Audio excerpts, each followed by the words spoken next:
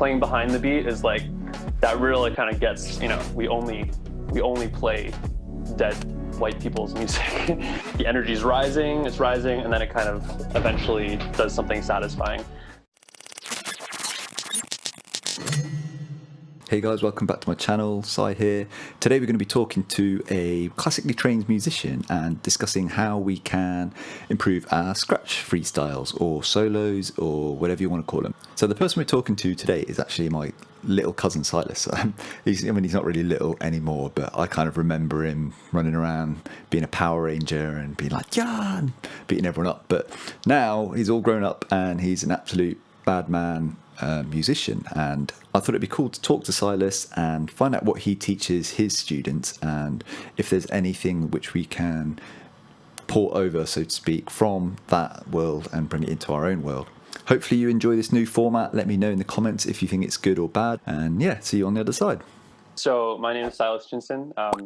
I'm cousins with Simon. I guess my music formation includes, I recently finished my master's in music, studying classical guitar and classical voice. But since then I've kind of been more getting into recording and composing other styles of music as well. Really that's what I was into before I started classical and before I started my post-secondary education. I was really into pop music and jazz music before, and then I went really into classical and kind of got the formal education, and now I'm kind of back out again. 'Cause you'll be home soon. I think that's like honestly kind of one of the better ways to learn something, because you know, I know a lot of classical musicians who've been like taught everything. It's like everything is like correct or incorrect, and then because of that they're kind of like, you know, they're like professional musicians, but they like feel so uncomfortable with improvising because they don't know what is right or wrong. Obviously this is in the classical world, it's different in the jazz world. But I think, you know, if you think the way like kids learn language, when you're starting out, you know, you're just improvising. Speech is improvising, life is improvising. So I think it's like, it's nice to kind of have that freedom.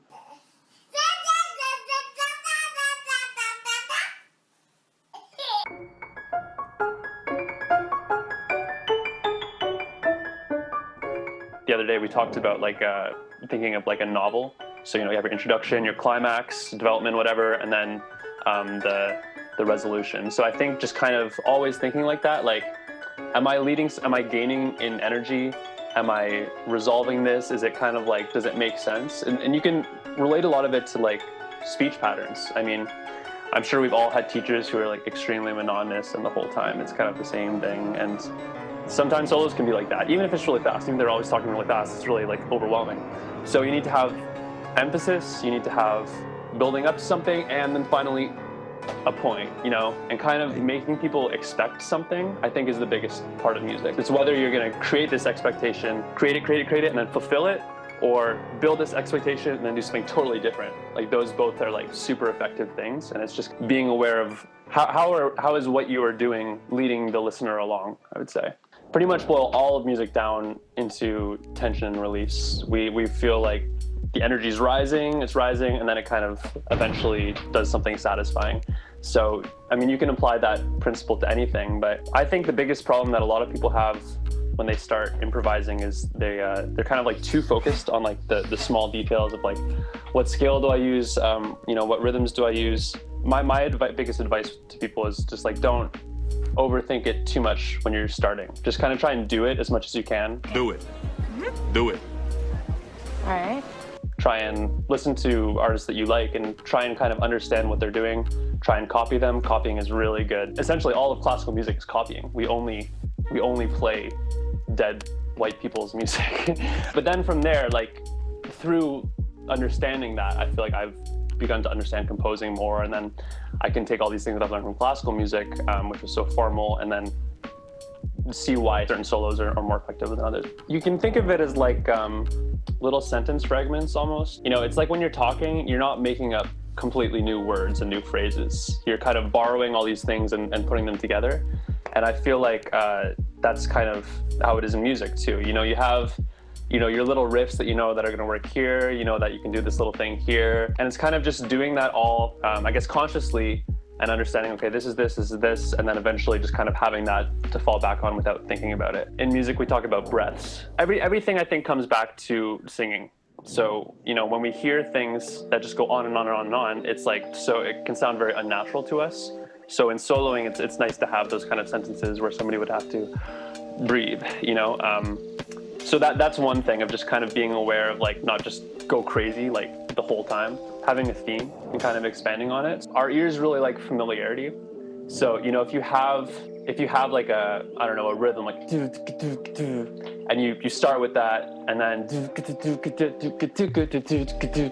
just coming back to that is already going to kind of make it more strong. If there's too much just like random stuff, then you're kind of confused as to what you're listening to. Yeah, that's a big thing they talk about in jazz, like call and response, taking an idea, and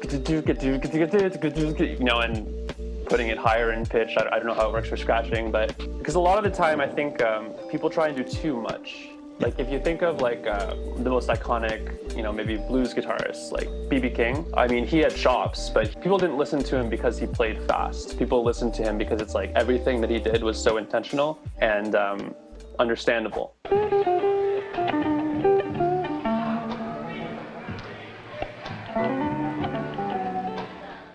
I mean, I think most people can relate to like, you hear the super heavy metal solos and it's just like a million notes and it's like, that's cool, but it doesn't really speak to me.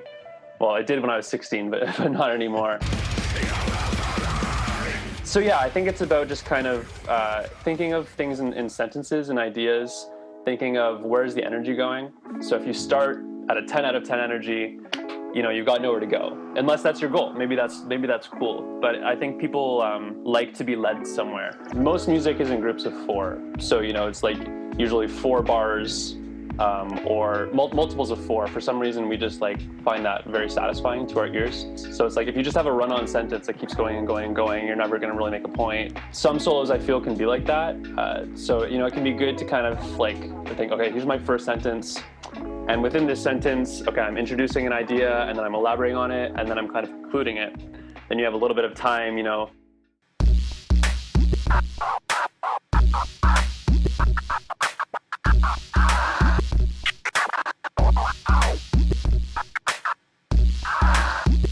Yeah, I mean, every kind of genre has been influenced by another genre or another instrument, right?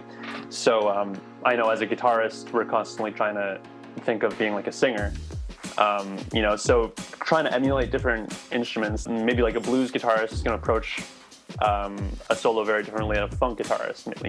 Funk is going to be maybe a little bit more influenced by percussion, whereas blues is a little bit more kind of influenced by the voice.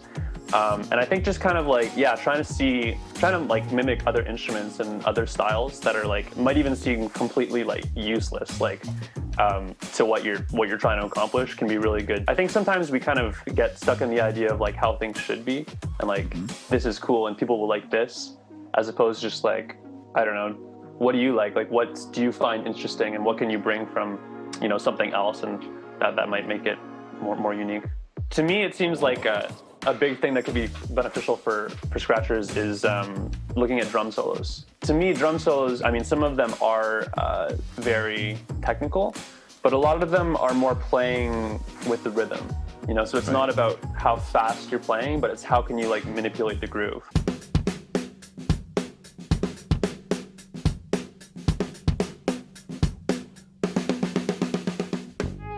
You can either be like really in the pocket with like, say the beat is like, and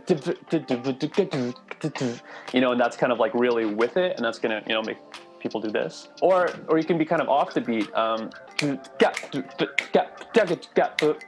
which is also super groovy. And so it's to think not like how fast can I play, but how can I make this groove the most? Because it's it's essentially a rhythm instrument. I don't know, maybe I'm wrong, but that's how it seems to me. So it's like when I think of drummers, yeah, sometimes they're playing really fast, but it's more about like how can I change the feel? How can I make people dance? You can also talk about like if you're swung or straight 8th notes. It's like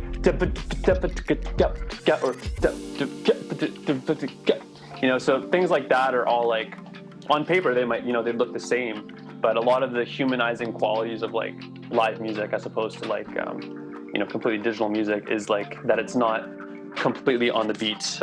It's kind of got some imperfection to it, and I think that's really kind of what we kind of relate to more than something like a really overproduced pop song that is like perfect. I think we talked a little bit about different rhythm divisions.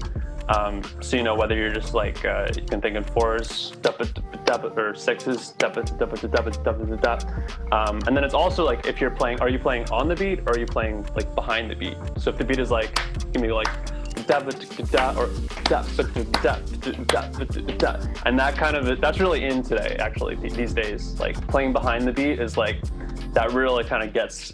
So that's it. That's the talk from Silas. Hopefully you found that as useful or interesting as I did. Thanks for doing that, Si. It's really cool. I've been trying to convince Si to get his YouTube channel going because he's put a few little videos on there here and there, but he's not really made the effort to kind of like create content on a consistent basis. And I think that he's got so much knowledge which he could share with people and it'd be super interesting. So, like hit him up and maybe put some pressure on him to do that, because I think it'll be really cool.